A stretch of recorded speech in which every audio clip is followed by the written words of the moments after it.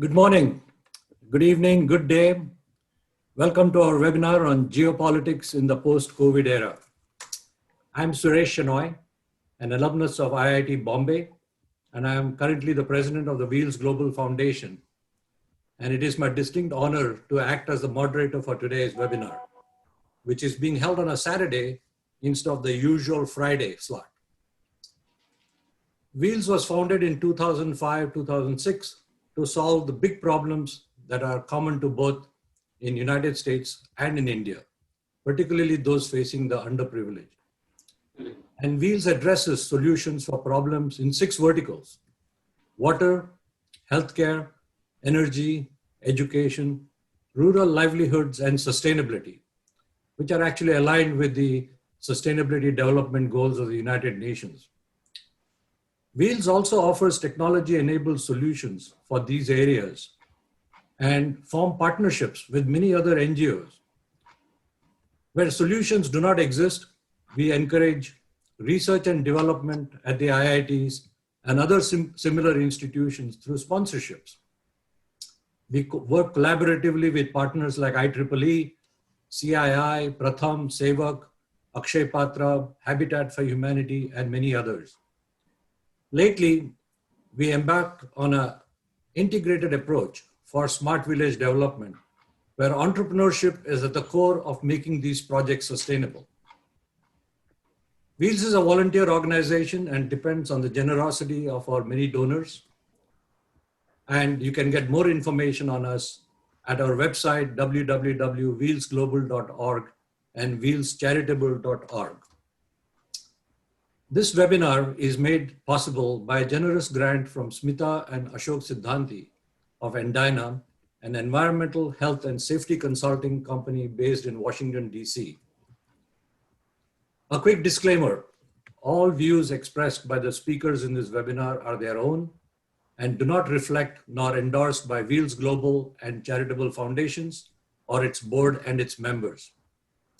A few housekeeping messages. All attendees are on mute throughout the webinar, and you may ask questions to the speaker by entering it in the question and answer box. Or if you need any help, please raise your hand in the chat box and someone will help you. You may also send us questions by email to info@wheelsglobal.org. A recording of this event will also be available on our website and on YouTube and Facebook. Questions from the audience will be curated and channeled to the speakers by the chairman and myself, assisted by the many volunteers on our team. It is now my honor to introduce Anil Bhandari. Anil is an alumnus of IIT Kanpur. He's a very successful financial planner and wealth advisor and a philanthropist.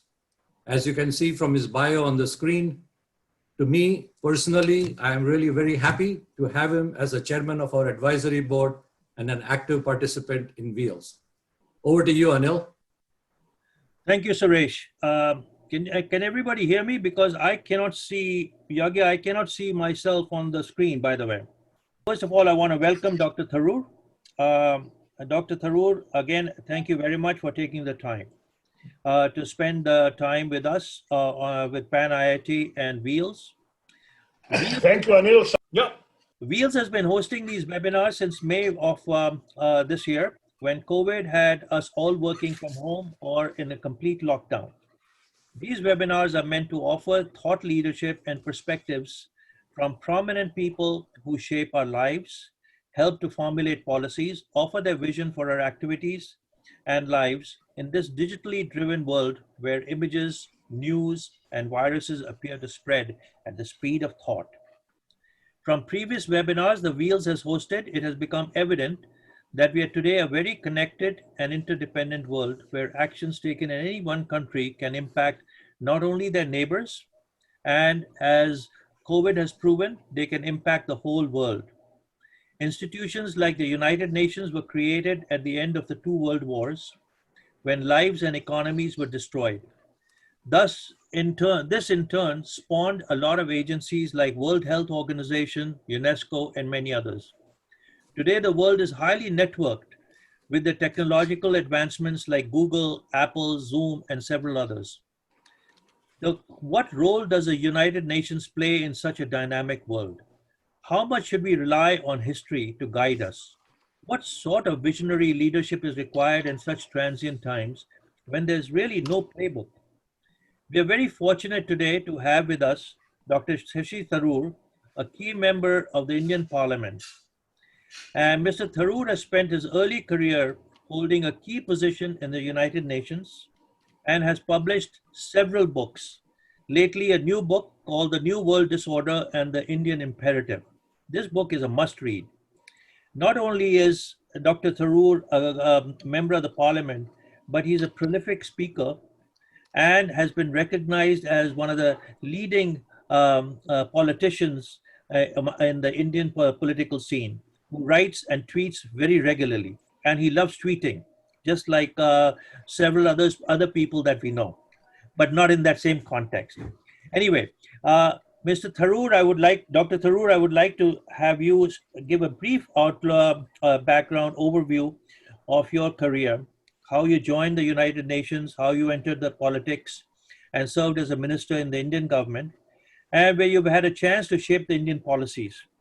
And Suresh and I will alternate to ask you questions as we also monitor those coming from the audience in the Q&A box. Over to you, Dr. Tharoor, and we look forward to you then. Okay, well, I wasn't expecting to be speaking about myself very much, so I'll keep it brief. I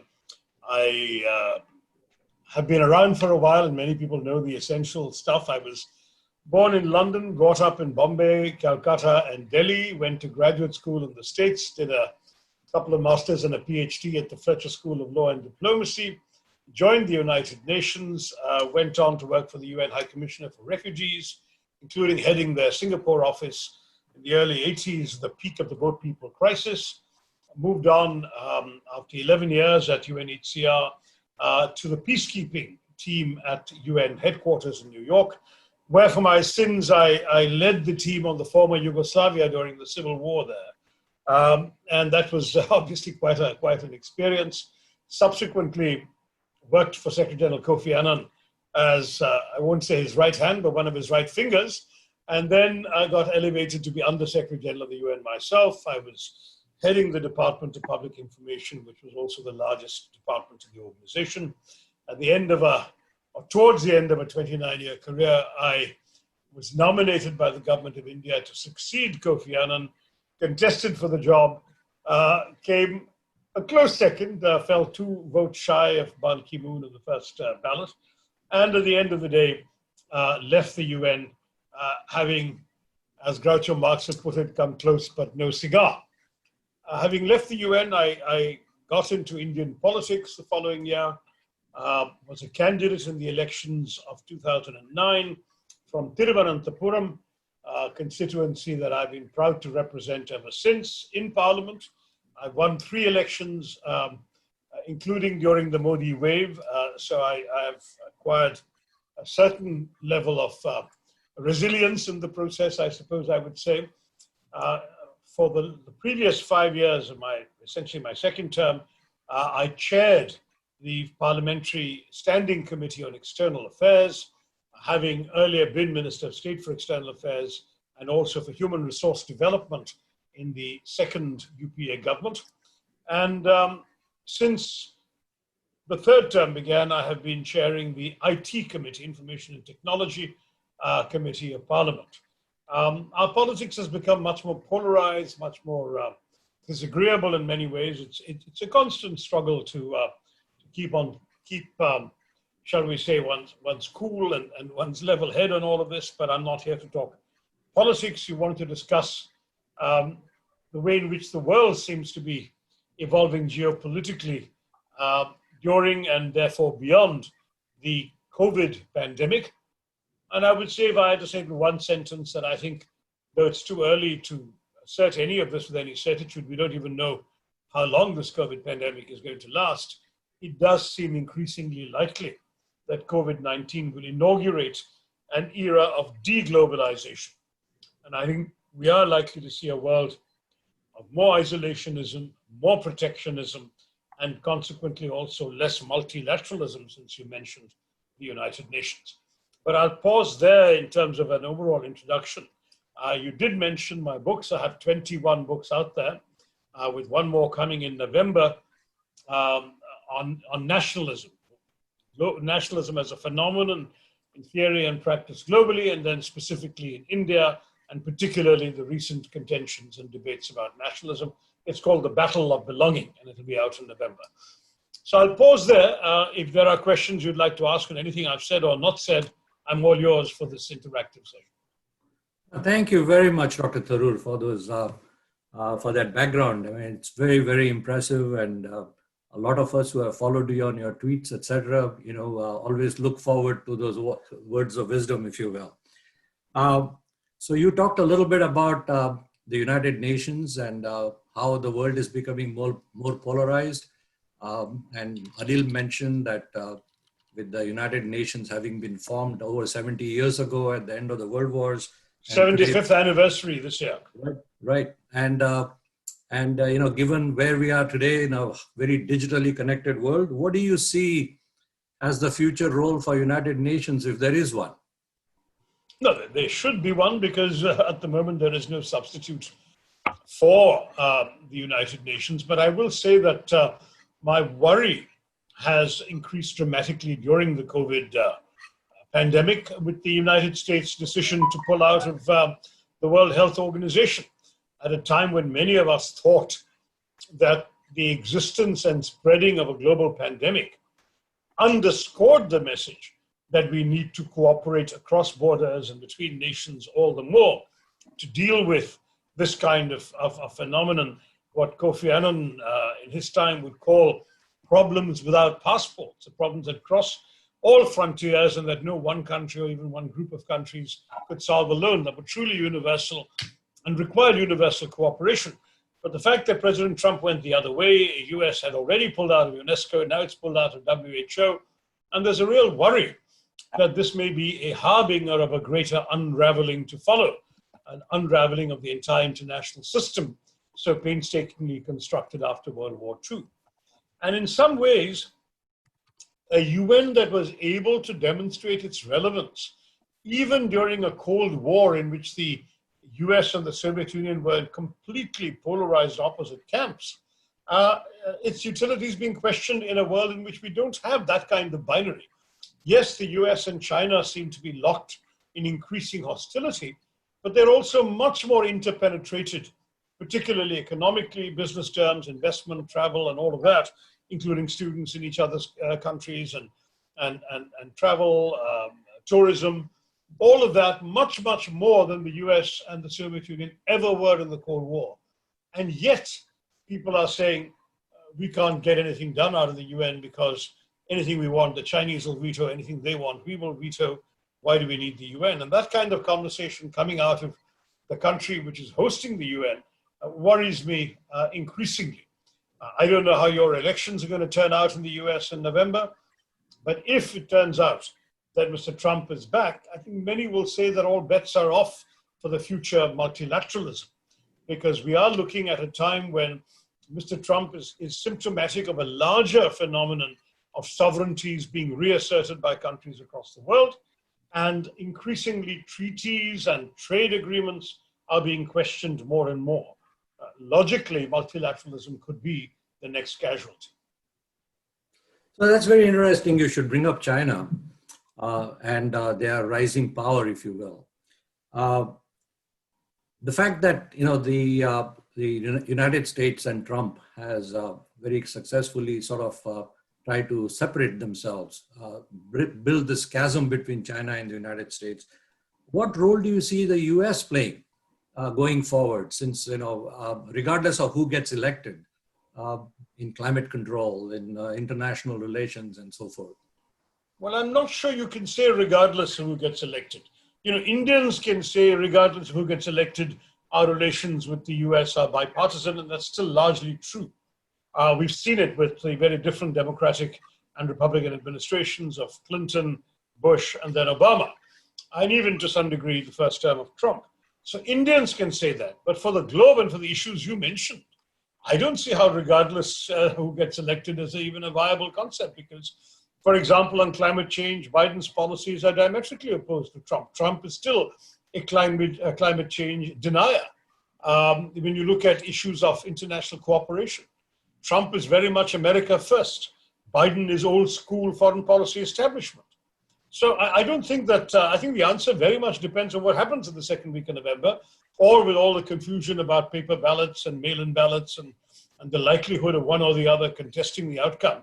Maybe they're not the second week of November, but some point in the following weeks, we'll have an American president, and then we can figure out what stance the US takes. But this is actually a very consequential election in the US for the world, because I don't think that the two of them have almost any overlapping behavior patterns when it comes to foreign policy issues. And so the global issues you were asking about, the answer will better be given after a victor is declared in the election. Because with Mr. Trump, as I said, all bets are off. With Mr. Biden, you may actually see a reversal to the Obama era of responsible world citizenship. But given the current situation where China is flexing its muscle along the northern borders of India, in South China Seas, in Taiwan and Hong Kong and other places, how does the United States come into the picture in that divisive kind of a scenario, and how does the United Nations play a role in that? Well, it's difficult for the United Nations to play a role vis-a-vis any permanent member. China and the US are both permanent members. They can veto any decisions that the UN Security Council presumes to take that they see as affecting their own national interests. So that is actually not much of a question, to be very blunt with you. What the UN can do is to some degree try and encourage peace around the edges. But we all know that in 2020, we have all been seeing a much stronger and more assertive China, a China that is keen on demonstrating its weight in the world amid talk of post-COVID decoupling. You may remember when China was first being blamed at the beginning of the year for having unleashed the pandemic on the world, they were initially on the defensive. There's a lot of international opprobrium for China having incubated the coronavirus, kept it secret, and so on. They initially tried to overcompensate by offering aid and assistance and medicines and even nurses and doctors to countries like Italy and Spain when those were infected. But it's quickly moved from shoring up its image to asserting itself through aggressive wolf warrior diplomacy, as it's called, and military moves. So if you look around the world today, China has tightened its grip over Hong Kong, effectively ending the former colony's semi-autonomous status. It's increased tensions in its neighborhood by increasing maritime patrols near the Japanese Senkaku Islands in the East China Sea. It sent vessels off the coast of Indonesia, Malaysia, Vietnam. It's redoubled its extensive claims in the South China Sea with its so-called 9-dash line, a preposterous line. It's conducted aerial reconnaissance near Taiwan to intimidate Taiwan. It's unleashed trade sanctions and economic pressure on Australia, imposing 80% tariffs on Australian barley, conducted cyber attacks against the Australian government and business servers, and even sentenced an Australian man to death. It's, of course, deployed military force and consolidated its position in the border dispute with Bhutan. It's cracked down on the Muslim Uyghur minority in the western province of Xinjiang. And it's had a huge spat with the UK, which was supposed to have a golden era of relations with the UK. That's over now with the clashes over Hong Kong.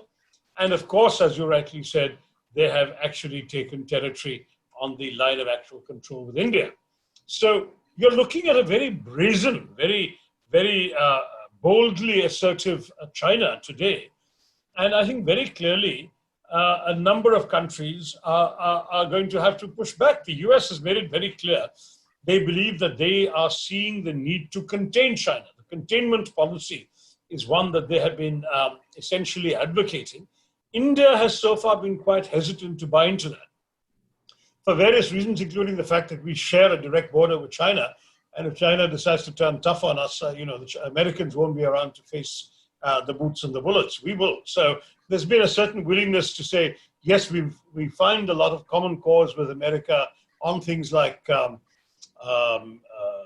Indo-Pacific concept and so on, but we're not likely to join formally a containment strategy. Now that resolve is certainly being reduced by what you're seeing with the Chinese belligerents, because the constituency in New Delhi for resisting China and for actually making more common cause with the US, that constituency is growing.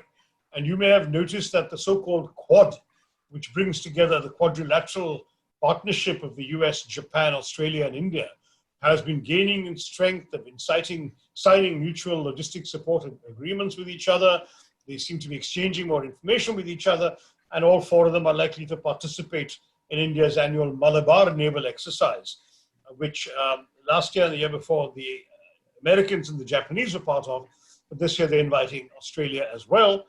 And I think the Quad looks like it's taking on more of a personality. So if you're looking at geopolitics from the perspective of how to deal with a China that is asserting its muscles, I think the debate in India is not over, but the tilt in that debate is more and more towards greater cooperation with those countries that have profound misgivings about China. Terrific. You brought up India. So let's talk a little bit about India. India is seen as an alternative to, as the backroom operations and manufacturing for the rest of the world, given its demographics. And the trade relations that are there today between India and the United States, India and China, how do you see all those things shaping in view of what's going on in the recent past? But there, Suresh, I'll take you back to my initial remark about deglobalization. The fact is that we're seeing a lot of indications everywhere. India is not exempt from this, of the pandemic, seemingly confirming for many that in times of crisis, people have to rely on their governments to shield them, that global supply chains are vulnerable to disruption and are therefore unsustainable, that dependence on foreign countries for essential goods, such as pharmaceuticals, or even the ingredients that go into making them, could be fatal. We all saw how nations tried aggressively to acquire medicines and supplies for their own people at the expense of each other.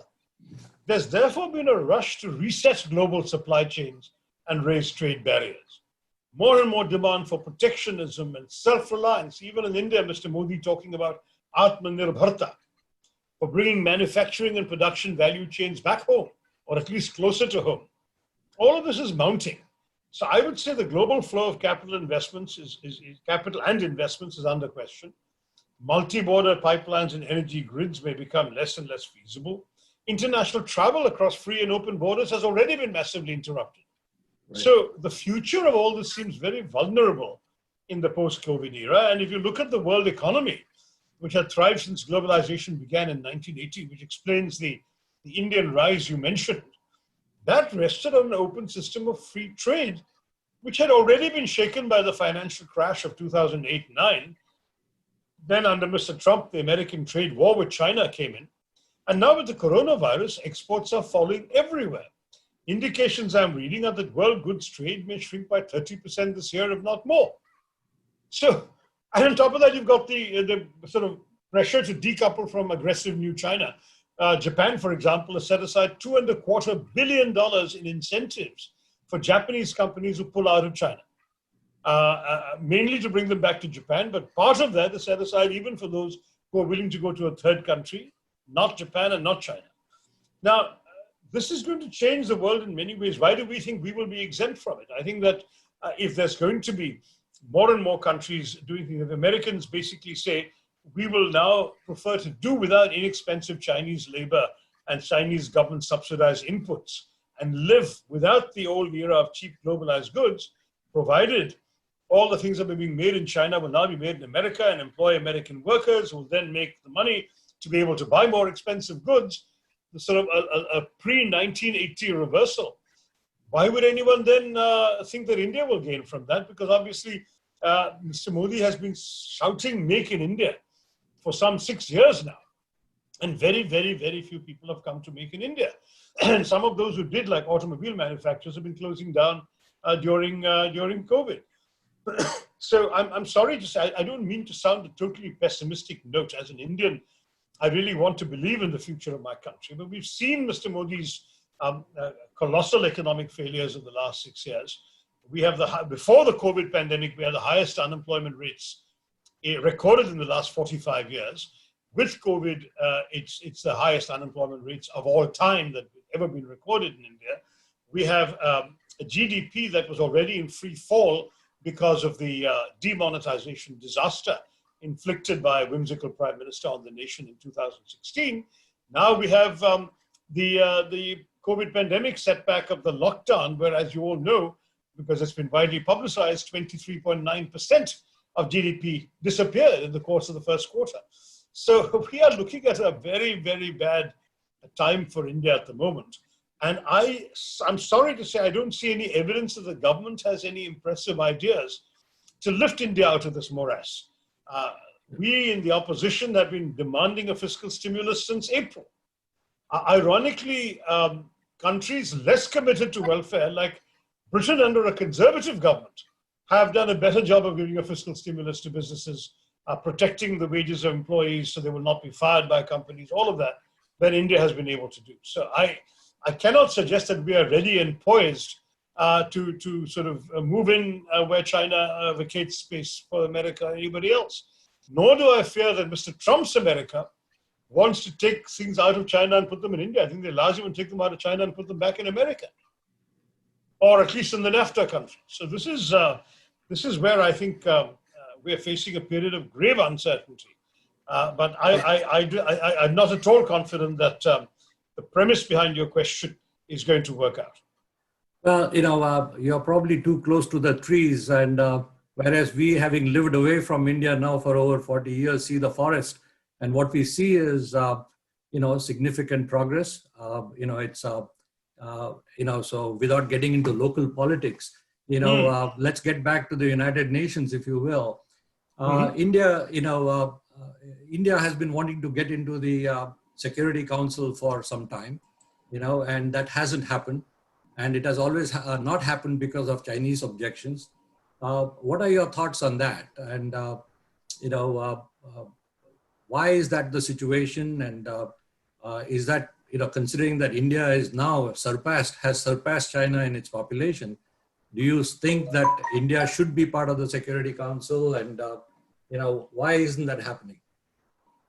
No, absolutely. I think that India's claims are absolutely, shall we say, unchallengeable when it comes to being the largest democracy in the world, soon to be the largest population in the world, as well as being a country which in very many ways has, as you all know, contributed to the United Nations activities. If you look at peacekeeping, India has been a world leader in providing troops and observers for peacekeeping operations.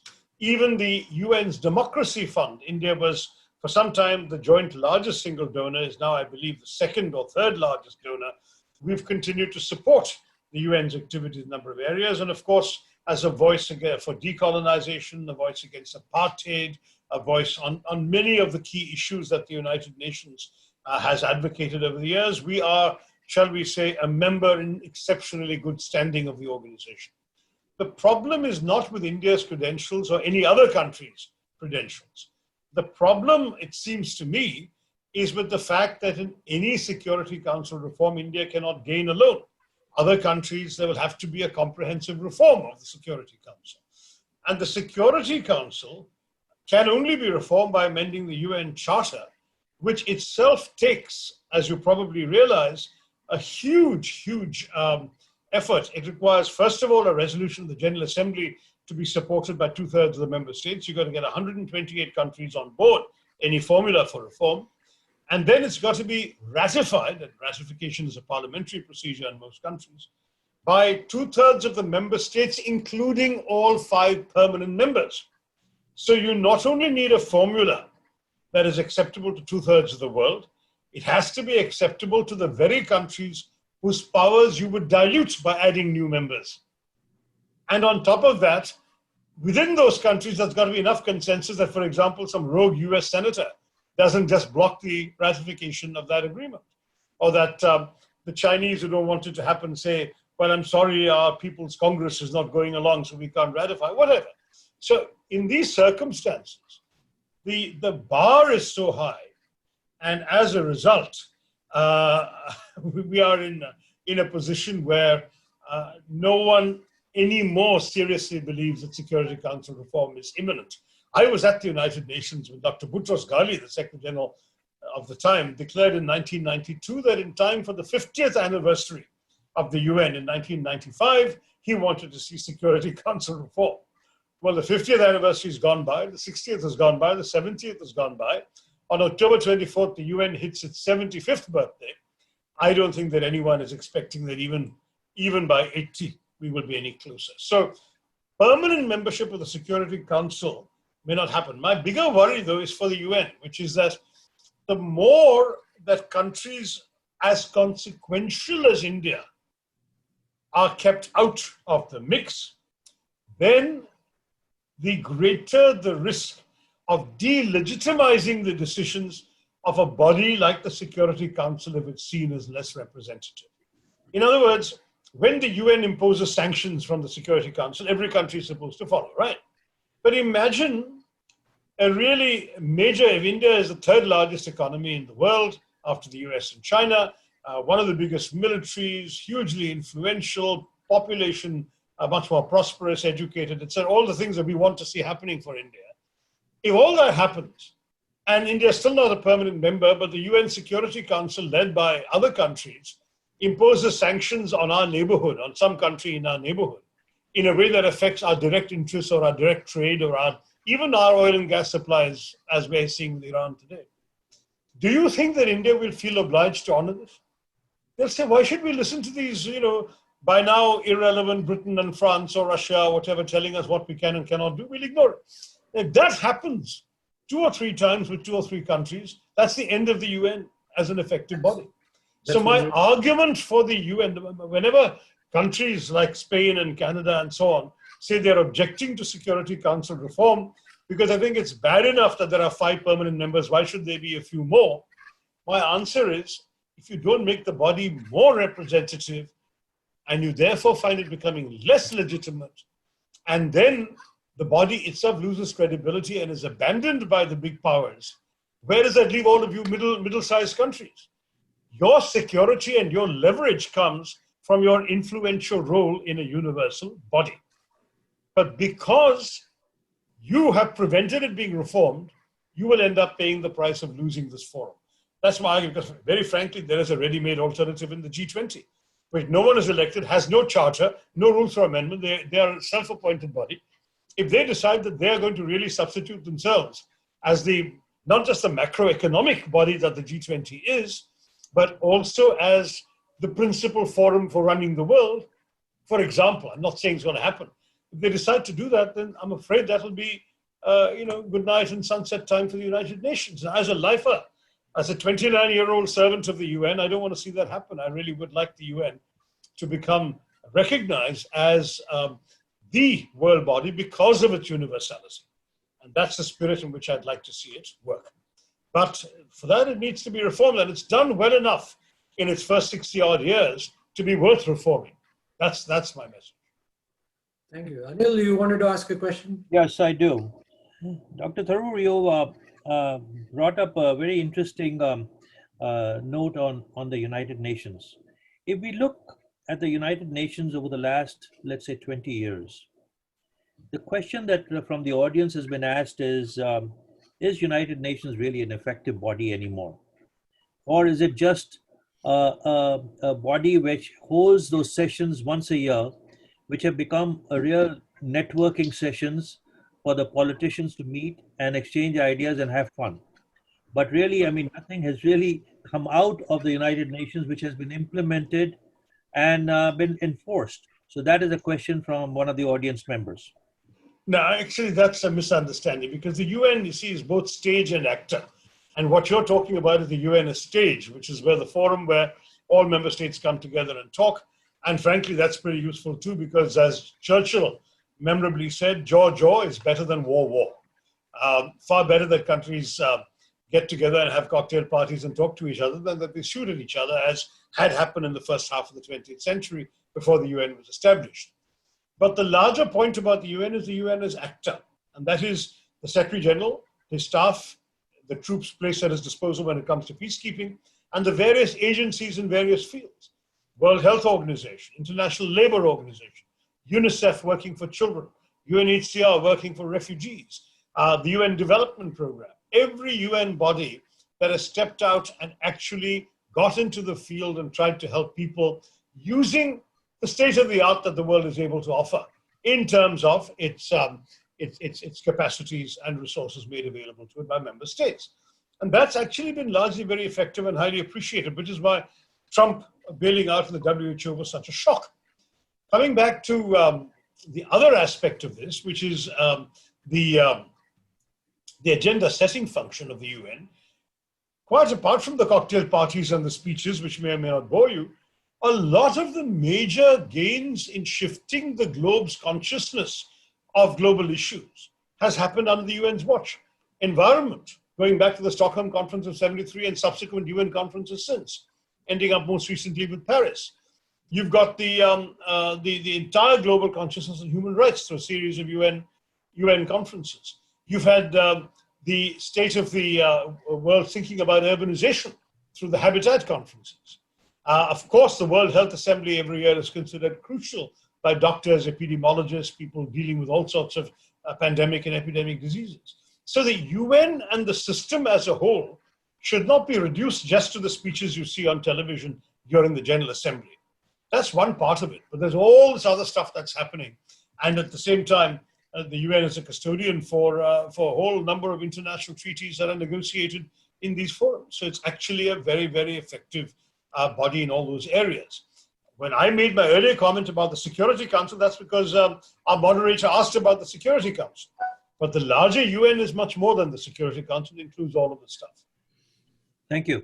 Another question I have for you is, Wheels was developed by the Pan IIT alumni to fund 6 verticals: water, care, livelihoods, sustainability, energy, and education. And we've been basically doing as a technology enabler, providing assistance to a lot of NGOs, and also in some cases doing with boots on the ground in the like Project Water. We would like to know is, how can we expand the reach of Wheels in southern part of India, like in Kerala, where we can where we can work with certain NGOs, where you would recommend that we can work with certain NGOs to expand our reach and help the people in those areas, especially in the technology-driven healthcare area and education? Well, I think all of those are absolutely indispensable, Anil, and there's no question that IIT alums would get a very warm welcome in South India and in Kerala, for that matter, in my own constituency of Thiruvananthapuram. We will facilitate. We'll find you partners. We'll find you people to work with, come up with specific projects that you folks have the expertise and the competence to do, and we will make it as easy for you as possible to do it. You know, I've ever since I came back to India from my many long years as an NRI, alongside you and others, I have been trying to open up the space for the kind of work that's being done by very good NGOs that have come up of Indian expatriates. I must say in education, for example, the very good work being done by Pratham, and there's one more, his name escapes me for the minute, in the US, just to bring in not just money, but also some state-of-the-art pedagogical thinking on how to improve education outcomes in India. I've warmly welcomed that. And similarly, the kind of technological advances that IITians are capable of bringing to India, I think we would leap at it. So let's, outside this seminar, let's connect offline and see how we can actually get a proposal from you that I can take back to either the state government or at least to an NGO that we can work with in my constituency to start with. Thank you. Suresh, do you have some other questions, please? Yeah, in a recent webinar that was hosted by Pan IIT, we learned that 800 million people in Indian villages are now receiving subsidies, to the tune of 500 rupees or 2,000 rupees to farmers, where almost 100% of that money is being transferred to their digital accounts, which is a great step forward and not often talked about in the press and media. Considering what's happening today in the post-COVID world with a severe hit on the GDPs of India and the United States and many other countries, setting politics aside, what are the 5 or 6 things that you would do, or you would recommend to bring India to the fore in a post-COVID era in light of all the global, politics that we've been talking about? Well, Well, I think first and foremost we have to get the economics right. I think everyone will accept and this is not party politics. I think all of us across the spectrum would like to see India prosper, and that means actually restoring GDP growth to the healthy levels it's capable of being, and the Prime Minister's own objectives of ease of doing business, improving ease of living conditions, and so on, require a number of reforms. He has to have the political courage, if you like, to grasp that nettle and bring about significant changes. So that will be definitely number one. And I'm very much of the view that it's not just enough asking economists and experts. I think the government should consult businesses and every range, not just the biggest capitalists who are on the Forbes list, but the kirana shopkeepers, the small and medium business people, the micro enterprises, which actually employ 120 million people in India. Give them a chance to tell you what they need to be able to stand on their feet and help get the economy back going. So that's the entire first big issue, I think, is of the economy. On the question of global policy that you asked, I would say undoubtedly India's interest lies in working for a better multilateralism. That is, in resisting the sort of Trumpist isolationism we've seen out of the US and trying to work. If we have good relations with Mr. Trump, let's persuade him. And if it's Mr. Biden, he may not need so much persuasion, that the US is best served by actually taking an active role in multilateral institutions. Because frankly, the more the US pulls out of these things, China will start moving in to occupy the space that is left by the US pulling back. So I think India should be a staunch advocate of multilateralism and of cooperation with the UN system. Third, I would say the neighborhood. We've had ups and downs in our neighborhood. I think it's very obvious that ought to be a first priority in our foreign policies. We actually need to ensure that our neighbors have a stake in our prosperity. And that means if we open, for example, preferential access to our markets to our South Asian neighbors, then they will develop an interest in us prospering because they would prosper along with it. It also requires an asymmetrical policy of being prepared to give more than we take.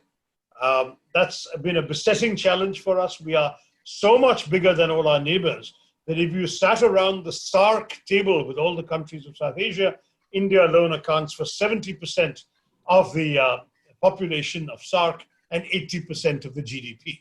So inevitably, you can't take a breath or move an elbow without knocking over somebody because you're so much bigger. That gives you an additional responsibility to be accommodative and interested in their wishes. And let's face it, it's also in our self-interest, because right now we have challenges and even some hostility among some of our neighbors. And ultimately, this will scare away investment in our economy. Imagine if there actually became a shooting war with China or with Pakistan. Investors don't like war zones. They would flee. And that will set back our economic development challenges as well. Fourth, everyone talks about this. So even though some of your commenters on the chat box will object, let me say quite clearly, social cohesion is extremely important. It has been undermined because of the toxic domestic politics of the last few years. And that needs to be repaired, because in a society as diverse, as multi-religious, multi-ethnic, multilinguistic as India, we cannot impose a monolithic view. We need to go back to the core idea enshrined in the Constitution that celebrates our diversity and that celebrates our oneness through that diversity. That was the India that I wrote about and spoke about with pride for a very long time, and that India is currently very much under siege.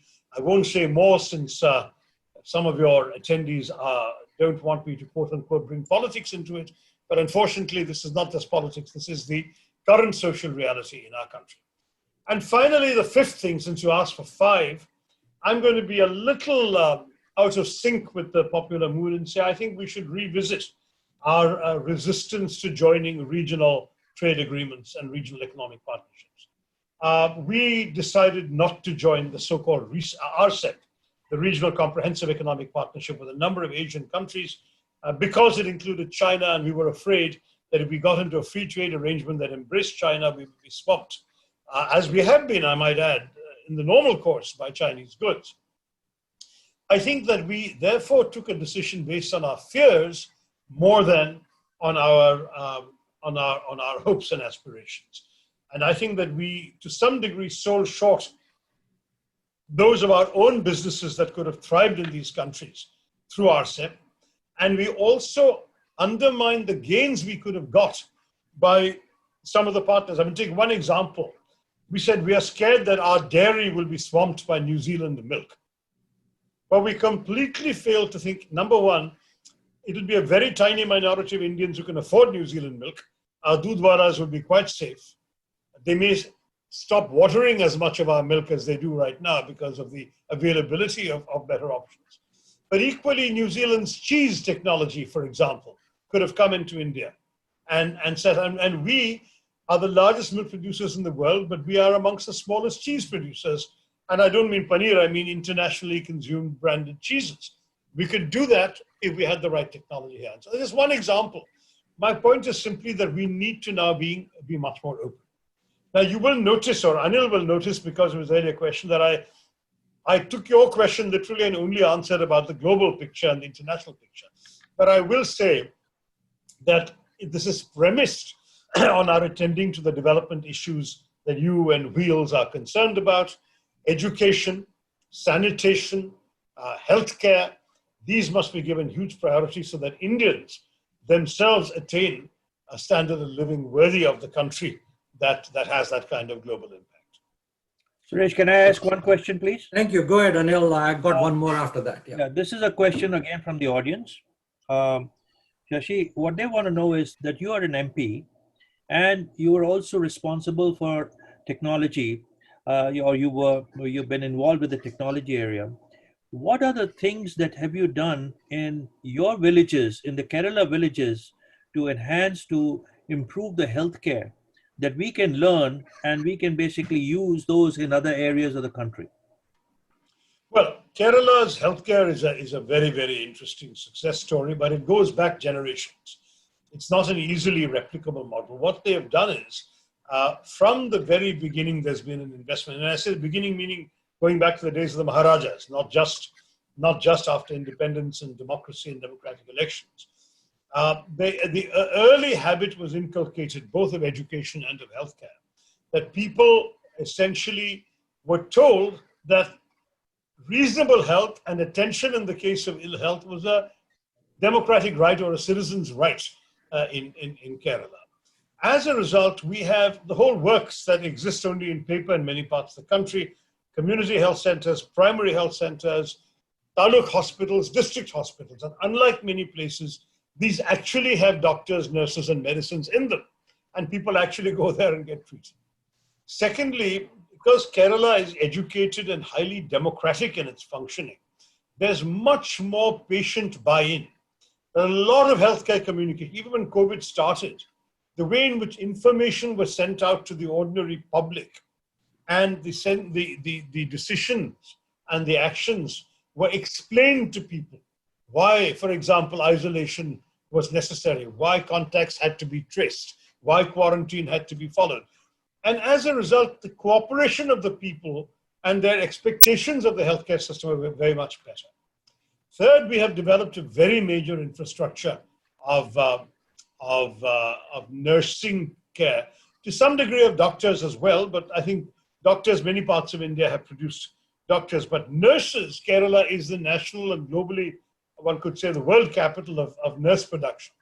For some reason, we have really developed a tradition of Kerala nurses who are not only extremely good and well-trained and competent and compassionate, but who are far more than Kerala needs or can absorb, and therefore they're all over the place, including, of course, in the US and elsewhere, performing their services.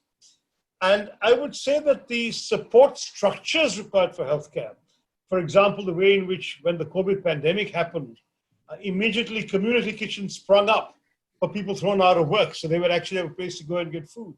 That kind of thing is part of a sort of welfare orientation in Kerala that is still largely lacking in many other states. So healthcare in Kerala is very special. Where we are lacking, I would say, is in adequate land to build enough hospitals and facilities for a population as aware and as demanding of healthcare as Kerala's is. But maybe we can do something about that through wheels. Who knows? Well, thank you very much. Your you. comments on India and its past, etc., is very interesting because there is a saying that if you don't know where you came from, you wouldn't know where you're headed. But in the same token, you cannot drive your car looking at the rear view mirror. You've got to keep looking what's in front of you. So Thank you given for the that, quote. we have 800 million people living in rural India. Okay, and if India aims to be a $5 trillion economy, you cannot ignore some of the demands of the rural economy and the realities of that economy. Education, you talked about the Dudwala. Okay, there is one comment in the chat box which talks about, adding water to milk in India is now unheard of.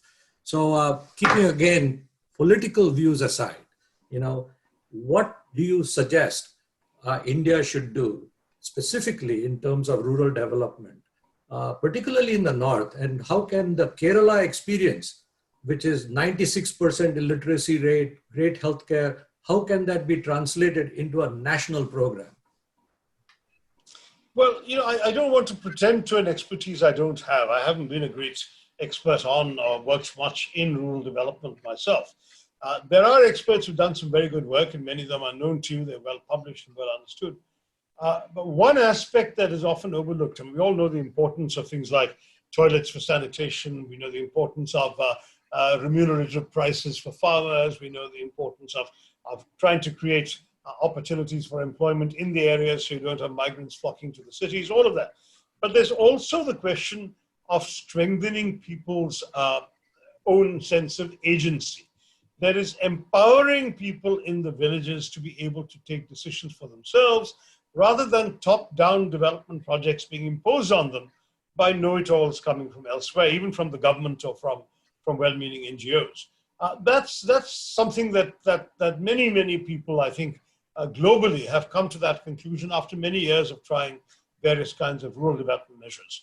But I won't say more than that simply because I genuinely am not an expert and have not directly worked on that. All I can say is that it's very difficult to generalize from the Kerala experience simply because Kerala is so untypical. It was for a long time the most densely populated state in the country.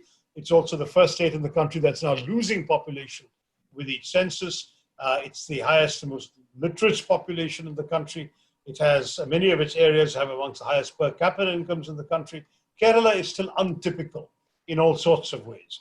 But in parts of northern India, conditions really could do with help and involvement. And I think that when you're looking at what the government is trying to do, a lot of these schemes are entirely laudable. Let me be non-political and bipartisan, as some of you wish, by saying that honestly, on issues of development, there need not be any difference, except that, of course, when it comes to the time of taking credit for during elections, then the parties will diverge. But essentially, the objectives are entirely continuing from government to government and across party lines. The challenge in India has often been not knowing what to do, but doing it well. Implementation is our biggest problem. And whether it's because of corruption, which is, I think, at the end of the day, not untrue, but is too simplistic an explanation for everything. Whether it's because of bureaucratic red tapeism, again, partly true, but not an explanation for everything. Whether it's because of failure to give people sufficient ownership of their own problems and solutions so they can be engaged sufficiently in finding those solutions. All of these things I'll leave it to the experts to pronounce on. But in my view, this is an area where we can never cease giving it the highest possible priority. So you don't realize how fast time flies when you're having fun. So I know that we have a few minutes left. Anil, did you want to ask a question, please? I think in summary, I would like to basically ask you, Shashi, is what are your experiences in Kerala that we can transfer to the wheels and we can use it elsewhere? You've already mentioned that we can work with your organization to develop the wheels in the south, in Kerala. Yeah, sure. What are the experiences that we can use to expand our reach, Wheels' reach in the rest of the country? Well, I think the key areas that Kerala focused on to give it now the highest and best social development indicators in the country are health, education, and empowerment. So, health and education, I think you would need to work with us, but I think ideally you need to work with the existing state administrations in each state that you're operating in, because ultimately they're the ones with the authority as well as the budgets to do something about both health and education. Private sector can do it too. In fact, Kerala is the only state in India where there are more private education institutions than public ones. But nonetheless, I would say that you would be well off coming into partnership along with, say, a Kerala NGO or Kerala experts, but then working with the state government would be the right way to go on those things. When it comes to empowerment, though, that is ultimately more a question of teaching methods and techniques that don't seem always to come naturally in those parts of our country where a more hierarchical, more patriarchal, more directive approach of governance is still practiced. We outgrew that in Kerala a long time ago, but I've been to northern India alongside political friends of mine and seen with astonishment that they still conduct themselves in a sort of semi-feudal manner rather than, as we do in Kerala, as the servants of the people who elected us. So my thinking is that we will need to do all of that together. But as I mentioned too, when we first talked about this, and I'll come back with a proposal for the kinds of things you've done elsewhere that you'd like to do more of, we can take it forward in Kerala, and we can then have a reverse effect of taking the collective joint effort to a North Indian location as well. So there's a lot we can do together. One quick question, and then Suresh, I'll hand it over to you. Shashi, what is your opinion that we are, India and China are on the brink of some skirmish, and we want to keep politics out of this, but where do you think it leads us? Well, skirmish will do us no good whatsoever. I can tell you that what I've understood is that Foreign Minister Jaishankar had a meeting with his counterpart Wang Yi in Moscow, and that the two sides have agreed to talk and to disengage. I know we've heard this before. So far, the problem has been the Chinese claim that their disengagement is done and ours is not. And we say, but you haven't disengaged at all. You're in possession of territory. You were not in possession of it in March and April. So if you go back to where you were in March, we'll talk. That kind of situation still remains, therefore, potentially problematic. And I think we're going to be in for a fairly tense couple of months because normally the perception is if ever there's going to be fighting on the Himalayas, it'll have to be by mid-November, late November. It gets too snowy and icy for any meaningful conflict. So the feeling is that if there is going to be conflict, it'll be in the next two months and a bit. And therefore, there is some continuing tension. But the Moscow signals suggest that we may be seeing the beginning of a real thaw. Now, if we don't and we actually have a conflict, a number of things will happen. Number one, obviously, India's economic recovery will be further delayed and, in fact, may suffer a very crippling setback. Secondly, investors will start running away from us because we are at war. Thirdly, our trade with China, which is close to $100 billion this year, will go kaput.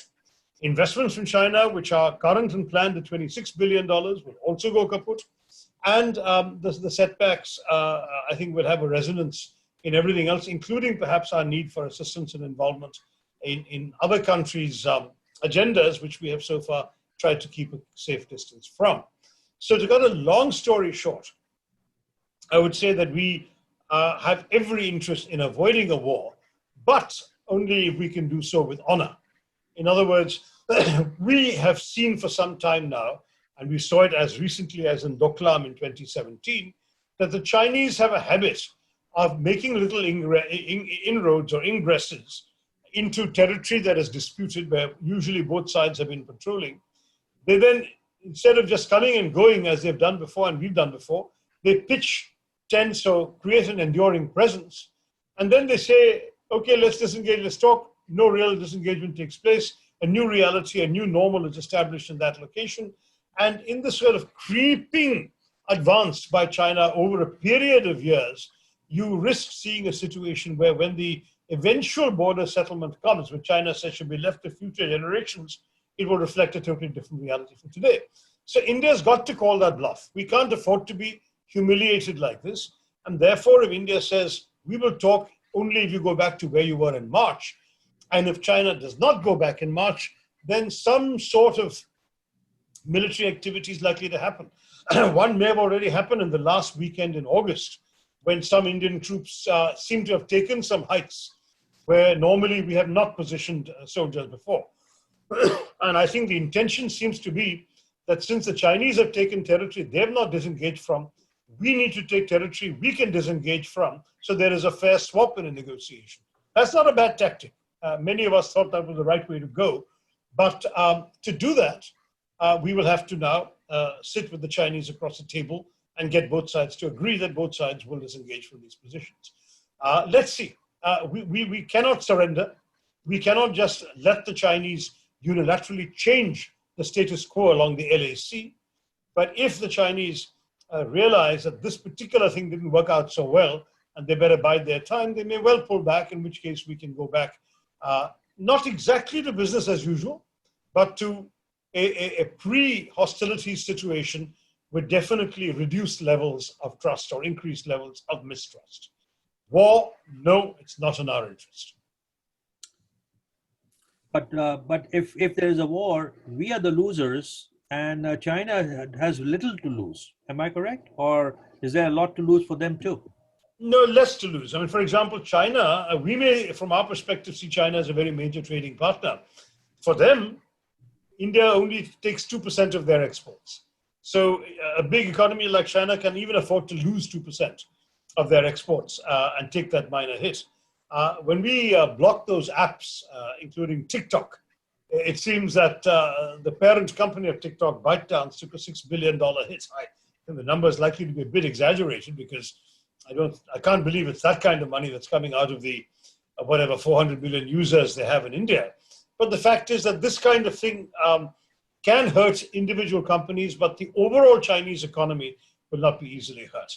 And China, I really feel, is a country that in many ways seems to have begun to shake off its previous conciliatory approach of telling the world about the peaceful rise of their country. I think they've decided to dispense with the peaceful and just stick to the rise, with all the examples I gave you earlier in our talk when I ran through a list of the various places they have been asserting themselves. That is ultimately where I think we should leave it for now.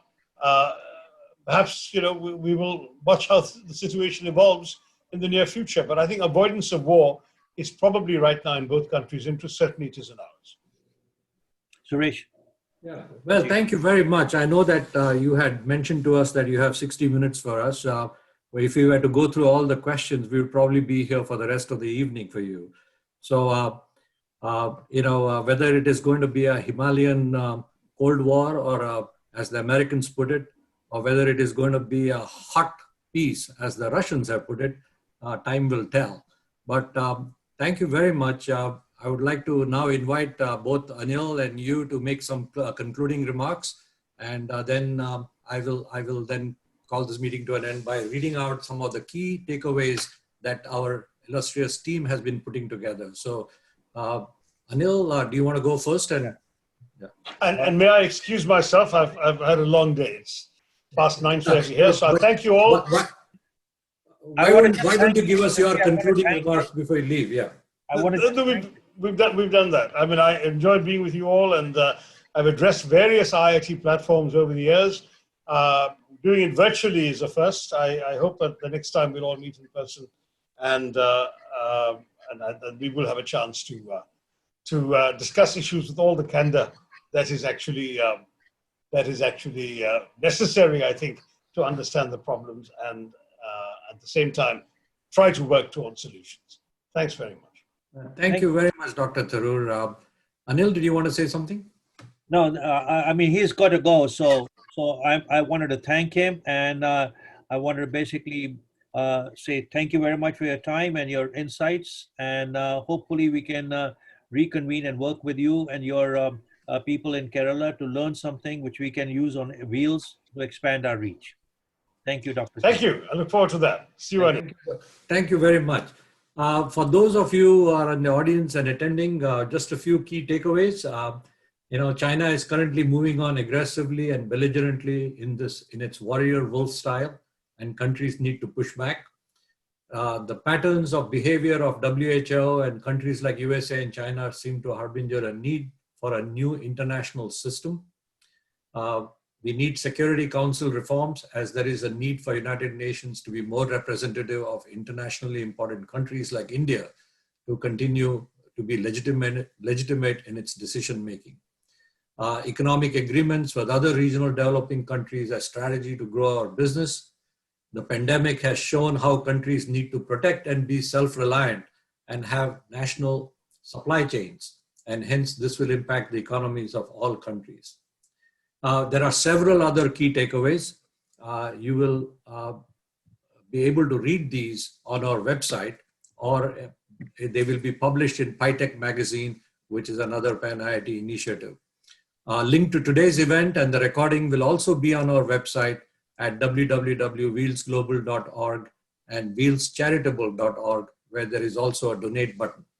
Finally, thanks to all the attendees, and we hope you will join us for the next webinar, which is on Friday, October 9th at 10 a.m. US Eastern Standard Time, which is 7:30 p.m. in India, when we will have Mr. Karthik Khilachand of IIT for IIT, Mr. Ashok Alexander of the Antara Foundation, and Mr. Ron Mehta of the Wheels India Nishworth Foundation on a panel discussion on how NGOs might scale operations. The panel will be chaired and moderated by Sri Arjun Malhotra and Mr. Ashang Desai of Wheels. Please stay safe and keep well. And for those of you who missed the first 10 minutes of this event, where we had a presentation on Wheels and what we do, hang in and you will see it again. Thank you very much and enjoy the rest of the weekend. Thank you, Anil, very much for leading this event. Thank you for attending. Thank you. Thank you so much, everyone. We are sharing the Wheels activities.